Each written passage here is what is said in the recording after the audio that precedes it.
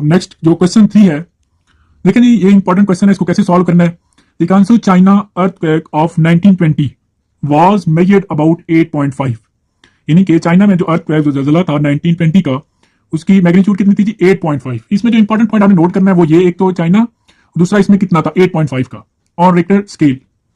And Tokyo Japan earthquake of 1923 was measured 7.8, तो ये Japan की बात हो रही है और 7.8 ऑन दैट स्केल, इसी स्केल पे। ठीक है, आप कंपेयर कर सकते हैं, ये 8.5 है चाइना में और जापान में 7.8 है। ठीक है, अब वो कह रहे हैं कि how many times stronger was the 1920 earthquake. अब जो 1920 का था वो कहता है कि ये कितना स्ट्रॉन्गर है इससे 1923 वाले से। वेरी इजी है जी, कोई मुश्किल नहीं है। एक्चुअली हमने ना इसकी शिद्दत फाइंड करनी है, इंटेंसिटी कहते हैं जिसको, वो हमने फाइंड करनी है कि वो कितना उससे स्ट्रॉन्गर था।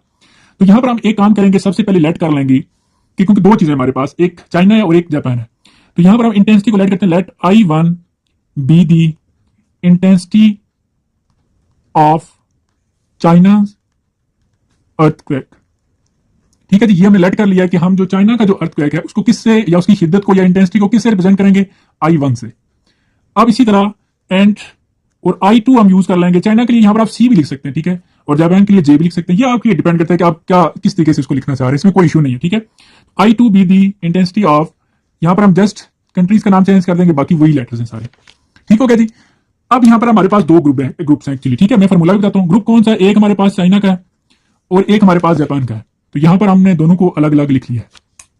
अब हम क्या करेंगे, जो इसकी इंटेंसिटी का हमारे पास फार्मूला है वो फार्मूला ये है कि इसकी magnitude log of I over I not. ठीक है, यही चीज हम यहां पर भी लिख लेंगे, दोनों तरफ लिखेंगे, फिर कंपेयर करेंगे कि किसकी वैल्यू जो है वो ज्यादा आएगी। ठीक हो गया जी। अब हम ये जो मैग्नीट्यूड है चाइना की, ये हमारे पास कितनी है जी, चाइना वाली 8.5 है, तो हम इसमें वैल्यू पुट करते हैं। तो मैग्नीट्यूड में जब इसकी लिखूंगा 8.5, ये हमने जब इसकी वैल्यू पुट की, फिर हमने ऊपर ये भी कहा था कि जो I है चाइना के लिए हमने इसको I1 कहा था, बाकी I नॉट आप एज इट इज लिख दें।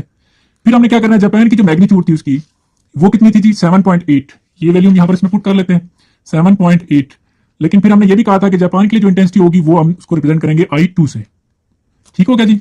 अब आपने क्या करना है, यहां पर जो लॉग की प्रॉपर्टी है, जब दो वैल्यू डिवाइड होती है तो क्वेश्चन लॉ यूज होता है, इसको आप लिखते हैं लॉग I1 माइनस ये आ जाएगा लॉग I नॉट, और ये 8.5, इसको आप 1 का नाम दे दें। इसके बाद आप यहां पर भी यही लिखेंगे 7.8 और ये आ जाएगा log I2 minus log I not, इसको आप 2 का नाम दे दें। ठीक है जी। अब आपने क्या करना है, 1 में से 2 को सब्ट्रैक्ट कर लेना है। तो यहां पर जिस मर्जी तरीके से लिख लें कि सब्ट्रैक्ट 1 या सब्ट्रैक्ट 2 फ्रॉम 1, इस तरह भी लिख सकते हैं, या मैं सिंपल जो सबसे आसान है वो ये है कि इक्वेशन 1 में से हम सब्ट्रैक्ट करने लगे इक्वेशन 2 को। ठीक है जी।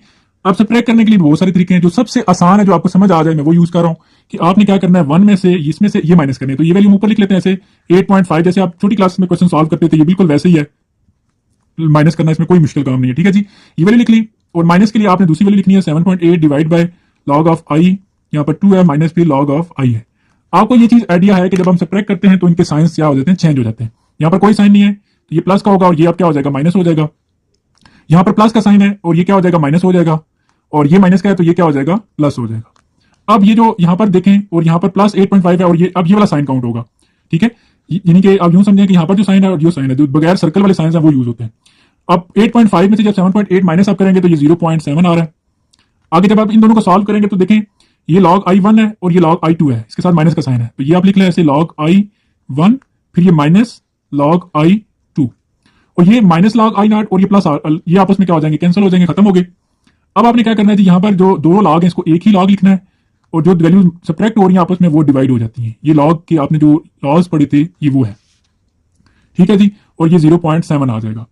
अब आपने क्या करना है कि ये जो लॉग है, लॉग को आपने खत्म करना है।